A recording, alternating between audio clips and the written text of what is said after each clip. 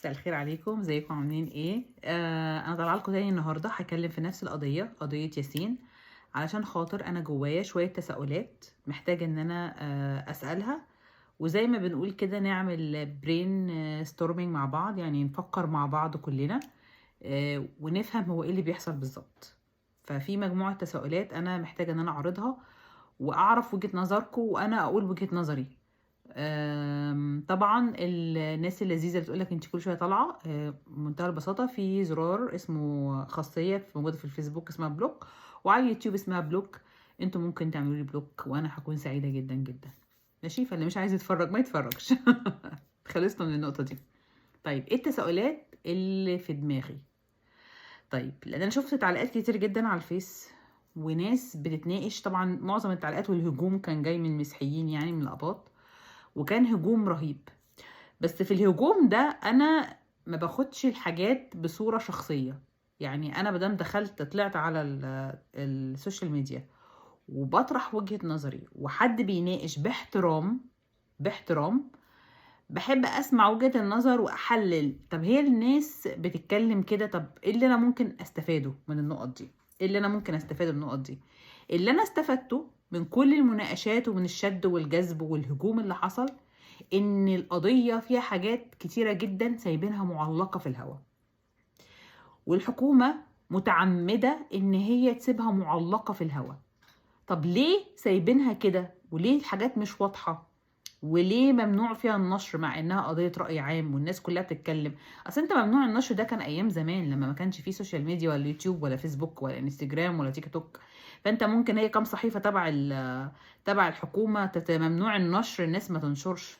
لكن انت ما ينفعش تمسك الناس وتقفل بقهم وتقول لهم ما تفتحوش الكاميرا وما تحملوش على الانترنت ما تتكلموش.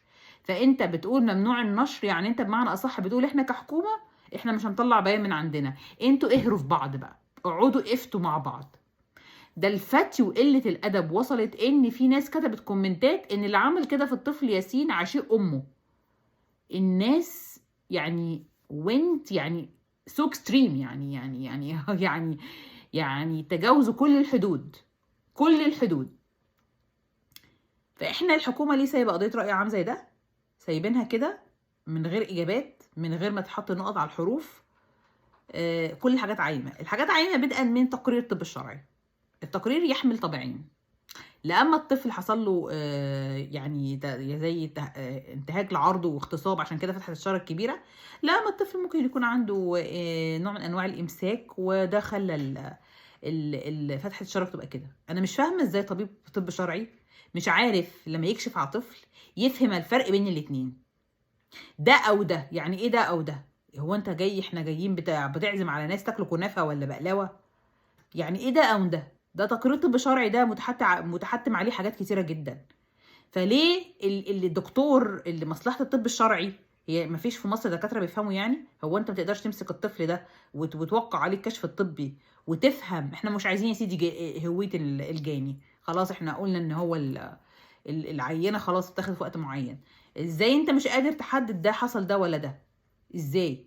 فانت كده بتخلي الناس تقوم في بعض. الناس اللي بيدافعوا جامد جدا يقول لك بص ما فيش تقرير طب شرعي، بس بيقول لك ايه؟ والناس اللي عايزه تجيب حق الطفل واللي مدخلاها وهم بيدافعوا عن الطفل دوت بيقول لك لا، ده ما التقرير برضو مكتوب فيه كده. فبدءا من التقرير الطب الشرعي مش موضح فيه اي يعني انت فعلا مش جازم، المفروض التقرير يكون جازم. تاني حاجه، هنفترض ان في، لان للاسف في كتير، هقول لك متحمله بس هقول الحقيقه، يعني في كتير من اقباط مصر عندهم متلازمه المؤامره وان هم بيتم اضطهادهم. دي متلازمه ظاهره جديده، فهم كل حاجه عندهم حس المؤامره، حس المؤامره. طب ما هي لدرجه ان في واحده في امريكا افتكروا مديره المدرسه، بس طبعا هي مش مديره المدرسه ولا حاجه، طالعه شبهت الناس اللي بتطالب بحق الطفل ياسين او ان الراجل ده بتتهم انه ممكن يكون مغتصب، ان الناس دول يهوذا الخائن واحنا هنصلب المسيح تاني، ودخلتها في حته مسافره. الست مسافره قوي. يعني يهوذا الخائن ايه وصلب المسيح ايه هو انتوا ليه مستبعدين ان راجل هرجع لكم تاني حته الراجل عنده 80 سنه دي؟ يعني هو عشان خاطر مسيحي؟ هو مين قال المسيحيين كلهم ملائكه؟ يعني انت لو رحتي السجون هتلاقي كل المسجونين مسلمين، مش هتلاقي ولا مسجون مسيحي. مفيش مسجون في قضيه هتك عرض ولا اغتصاب ولا سرقه ولا قتل مسيحي. كل المساجين مسلمين 100%، يعني ولا ايه؟ فانا مش فاهمه ايه علاقه يعني يهوذا الخائن وصلب المسيح والناس دخلتها يعني متلازمه زي ما قلت كده الاضطهاد والمؤامره. فيعني الله يكون في عون الناس اللي زي دي بصراحه. فالام هنفترض بقى ان الام بقى طلعوا الام بقى مره يقولك عشقها ومره يقولك اصل جوزها من رابعه وهي اخوان. فانا مش عارفه بس الناس يعني ترسى على حاجه، يعني هي ست كده ولا كده ولا ايه؟ ما ينفعش تكون الاتنين مع بعض. ما علينا. هم عايزين يوقعوا مدرسة الكنيسة عشان خاطر المدرسة غايظة ناس كتير قوي حواليهم وحوالين المدارس التانية، ومنافسين بقى المدرسة بقى ايه بقى واخدة رانك عالي قوي. طب هي المدرسة اللي تبع الكنيسة ما فيهاش اي مدرس مسيحي ممكن يتهموا الراجل، يعني يتهموه في حادثة الطفل ياسين؟ ما فيهاش فراش مسيحي؟ ما فيهاش بواب؟ ما فيهاش حد بينظف؟ ما فيهاش مدرس أنشطة رياضية؟ كل اللي شغالين في مدرسة ستات. الراجل الوحيد الذكر الوحيد المسيحي اللي بيخش المدرسة الأستاذ بتاع اللجنة المالية اللي عنده 80 سنة، فهم مسكوا فيه واتهموه في قصة الطفل ياسين. طب ما هي اللي عايز يلبس لحد حاجة ده، طب ما ينقي حد يكون صغير كده عشان خاطر ما يقعدوش يقولوا الناس اللي بتقول اللي عنده 80 سنة ده زي اغتصب طفل وعنده سكر وقلب، مع انه هو عنده السكر والقلب بس عادي عنده 80 سنة وبيشتغل عادي جدا وماسك الحسابات دي. يعني اكتر حاجة محتاجة تركيز ومحتاجة مراجعة ومحتاجة دقة ومحتاجة مجهود، لان انت محتاجة مجهود ذهني رهيب. هو مش بيعمل اي شغل اشرافي كده، هو مش مانجر، ده بيراجع حسابات وبيعمل بقى انفويسز واكيد مع الضرايب، فاكيد يعني شغله تقيل. فالراجل اللي عنده كل امراض الدنيا دي عارف يشتغل بس ما يقدرش ان هو يغتصب طفل. ما اعرفش الكونسيبت ده جايبينه منين، بس هما بيقولوا كده. مع ان الدكتوره نهاد ابو القمصان هي محامي جنائي مشهوره جدا وعندها قناه على اليوتيوب، طلع بمنتهى البساطه قالت احنا بس ما بنرضاش نتكلم عن المصايب اللي بنشوفها في المحاكم. ممكن واحد يكون عنده 80 سنه ويغتصب طفل عادي، ده بيعملوا كده في احفادهم، بس احنا ما بنحبش نظام ما نسوقش سمعه مصر. طبعا هي محاميه شغاله في مصر، اكل عيشها مع القضاء المصري والنيابه العامه المصريه، فمش هتطلع تخبط فيهم يعني. فردينا على حته 80 سنه دي، وردينا على حته ان الام عايزه تلفق قضيه للراجل، ماشي، لان كان ممكن هتلفق قضيه لحد تلفقها بقى ايه كانت نقت حد صغير شويه عشان ايه التهمه تبقى لابساه يعني، ماشي. طيب دلوقتي المحكمه من اول جلسه بسم الله ما شاء الله راحت حكمت بقى ايه مؤبد، اقصى عقوبه. طيب ناس تقول لك في 2 وجهات نظر، وانا هقول وجهتين وهقول ليه الكنيسه في المرتين متواطئه. يعني ما هي يعني لا كده لا كده، هي ليها انا يعني هي ليها دخل في حاجه من الاثنين، وهقول لكم ليه انا بقول كده. اول حاجه ان الادله كانت واضحه جدا في النيابه، ماشي، والنيابه عشان خاطر هم اتدخلوا، وهما ما اتدخلوش يا جماعه عشان خاطر هو راجل مسيحي، اتدخلوا عشان خاطر مدرسه الكنيسه، عشان خاطر الفلوس وسمعه الكنيسه، بيريود، ملهاش علاقه بالدين خالص. مسيحيين ياما بيحصل، في ناس مسيحيين كان بيحصل لهم بلاوي وعشان هم في المجتمع الكنيسه ما كانتش بتدخل لهم عادي، كانت سايباهم قالت لكم انتوا بقى مجتمع ومواطنه وخليكم انتوا والقانون. ساعتها القانون ظهر والمواطنه وان انتوا هاتوا حقكم بنفسكم، بس لما دام حاجه تبع الكنيسه وبيزنس فيها فلوس لا احنا نتدخل بقى، ماشي. لما تكون الدلائل كلها واضحه، تقرير طب شرعي وشهاده شهود واثباتات وكل حاجه، وهي الكنيسه تدخلت وطمرت على الادله دي كلها عشان خاطر سمعه الكنيسه. ولما الانبا بخوميوس مات، لانه طبعا كان ليه صيت وكان واصل جدا، طبعا عارفين الانبا بخوميوس هو اللي عمل القرعه الالهيه بتاعه البابا تودروس، وهو اللي مسك مكان البابا شنوده بعد ما تنيح. فطبعا الانبا بخوميوس من الاساقفه التقال في الكنيسه، التقال جدا، فمش يتعمل له اعتبار، يتعمل له مليون اعتبار، ماشي. وعشان خاطره راحوا طربخوا على الادله او طربخوا على المحضر، اتقفل مرتين. فجت بعد ما مات الانبا بخوميوس، راحت الام راحت راحت المحكمه بقى وراحت عملت قضيه. فالقاضي الجنائي لما راح ولقى ان الملف بتاعه كامل والادله كلها مستوفيه، راح حكم باكتر حكم من اول جلسه. يبقى اول احتمال ان الادله زي ما قلنا والكنيسه اتدخلت. طب ايه الاحتمال التاني؟ ان مفيش ادله، مفيش اي حاجه، وده اللي المسيحيين بيقولوه، وان المحكمه عشان تهدي الشارع حكمت بالحكم الفظيع ده. لكن في الاستئناف وفي النقد هيطلع براءه. ماشي، هيطلع براءه. والاحتمال التاني دوت لو صح، طب ما الانبا بولا طلع في الفيديو بتاعه وقال لك ايه؟ في عوار في القضاء، في استئناف ونقد، وفي حاجات ما تتقالش دلوقتي بتتقال في الغرف المغلقه. انا ليه حسيت ان انا رجعت كده ايام عبد الناصر والقلم السياسي وبوليس السياسي بقى، وهنقول حاجات ومش هنقول حاجات وانتوا فاهميني، وبين قوسين ومش بين قوسين. يعني انت واصل لك خبر ان احنا معلش هنهدي الناس، والراجل الغلبان البار الفاضل البار اللي انت قلت عليه كذا مره، الرجل الفاضل البار ده، انت مفهمه انت هتروح بس هيتحكم عليك كده، بس هنقعدك في مستشفى. طبعا انت عندك 80 سنه وعندك كل امراض الضغط والقلب اللي عند كل الشعب المصري من اول سن ال40، مش لازم يوصلوا ال60 يعني 80 يعني، بسبب الحاجات كتيره بتحصل يعني. وهتقعد في مستشفى وهي بس شويه كده. وطبعا احنا بسرعه هنجيب هنطلب استئناف. وطبعا لان الحكم طلع بسرعه والشهود ما قالوش ما استدعاش قدام المحكمه وقالوا اقوالهم، وما تمش ضم بقيه اعضاء القضيه للكيس، يعني للقضيه. يعني انت في اعضاء كتير ما اتضموش، يعني المفروض مديريه المدرسه دي يتقدم فيها بلاغ لو هي فعلا حصلت الموضوع في مدرسه. وفي مفروض اللي هي الست الداده، وفي مدرسه اللي انتوا بتنزلوا صورهم على الفيسبوك. في 4 كمان، لا 3 مع الراجل اللي هو البار الفاضل ده اللي اتحكم عليه بالمؤبد. يعني المديره الفاضله والراجل البار الفاضل والمدرسه ودميانه الغلبانه اللي ضحوا بيها. ماشي، فدول 4. ال4 دول المفروض يتضموا للقضيه ويتجابوا يبقوا شهود في المحكمه.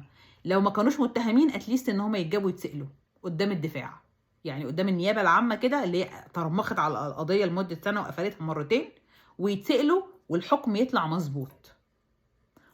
لكن مفيش حاجه من ده حصلت خالص، والراجل اتحكم عشان في ناس كانت واقفه. ما احنا يا جماعه مش هينفع، مش هنبقى موجودين في بلد، ما ينفعش نكون موجودين في بلد وعشان خاطر يعني نضمن ان في عداله تحصل نجمع ناس ونعمل تظاهر عشان ناخد حق طفل تم اغتصابه. ما هو دي برضه مش بلد، ده اللي بيحصل ده اسمه مهزله. المفروض في قانون. انا مش محتاجه ان انا اجمع ناس. افرض انا ما عرفتش اجمع ناس ما اخدش حقي؟ افرض ما عرفتش اعمل مظاهره ما اخدش حقي؟ يعني ازاي كده يعني؟ فلما الحكم ده كده مسيس، وطبعا الاحكام المسيسه سهل جدا جدا بمحامي لسه سنه اولى هينقضها ويطلع الراجل براءه بس. وطبعا لو الراجل اتخرج منها والناس مش عارفه مين اللي عمل كده في الطفل ياسين، الناس هتولع اكتر ما هي والعه، كله هيمسك في كله. وطبعا البلد تبقى قاعده فرحانه، ياه خلصنا من حسام وشيرين ومش عارفه مين، جبنا لكم قضيه بقى تتسلوا بيها. فالشفافيه، احنا عايزين شفافيه، عايزين كله بقى يكون على الترابيزه كده. فالحل السليم عشان خاطر الدنيا ما تولعش وعشان خاطر الناس ما تولعش، اولا الكنيسه تتنحى، ما يطلعوش يقولوا ارائهم. انت عايز تقول رايك في قضيه، وكل محامي يطلع ويتكلم، يقول لك ويتكلم لانه مش محامي الكنيسه، لانه محامي المتهم. خلاص خرجوا نفسكم من القصه عشان خاطر ما تعملوش احتقان للناس. لان الناس وصلت لمرحله واحده قاعده حست ان احنا بنصلب المسيح. يعني الناس وصلت لهم حاجه، يعني معرفش في ظلام ولا في حاجه، في حول حصل عند الناس بطريقه غريبه. ماشي، ده حول حصل عند الناس لدرجه ان الصفحات بتاعت المسيحيين جايبين ولد الحقه، ده مش الطفل ياسين اللي كان لابس سبايدر مان، ده طفل مسيحي تاني اسمه عماد ويليام. يعني هم حتى لو هنقول ان القاضي يعني وصل بيه درجات السفاهه ان هو حتى مش ياخد الطفل على جنب او يدخله في اوضه يعرف ان هو ده الطفل ولا لا، وهيسيبه لابس الماسك ده وهو يعني بقى يشهد على الراجل ويشاور عليه ويقول اقواله وهو لابس الماسك من غير ما يتحققوا من شخصيته. لا كمان الام مش هتلاقي اي طفل تاني يمثل ابنها او يبقى بديل غير طفل مسيحي. يعني انا مش شايفه قمه سفاهه بتحصل بحاجه غريبه. يعني في حاجات غريبه بتحصل، عشان كده الناس فعلا هتولع في بعض لو الموضوع ده ما تحطلوش قفله. فالقفله هي الشفافيه، نبقى في شفافيه، الموضوع يتحول للنيابه، المحامي بتاع المجني عليه اللي هو الطفل ياسين يتحول يطلب ان ضم الناس دول للتحقيق، زي ما لو الام فعلا روايتها صحيحه وان دول كانوا بيساعدوا ان الراجل ده يغتصب ابنها، المفروض تطلب طلب وتضم دول للقضيه. ماشي، ولانه مش هو، لان الجاني ساعتها مش هيبقى واحد بس، فما تفرحش ان في جاني واحد بس هو اللي اخد عقابه، لا ده في كمان 3 المفروض ياخدوا عقابهم لو القصه دي صحيحه. فتروح رايحه تضم ال3 دول للقضيه، وتروح تاني للنائب العام والنيابه تحقق وتجيب ادله، ونبقى كله على الترابيزه بقى، كله على الترابيزه، نعرف الطفل ده حصل له ايه، مين اللي عمل فيه كده. المدرسه تسلم كل الكاميرات، عشان بقول لك المدرسه مليانه كاميرات حتى عند الحمامات، الكاميرات تتجاب وتتفضل فيديوهات، وكله يبقى فيه زي كده تحقيق بجد،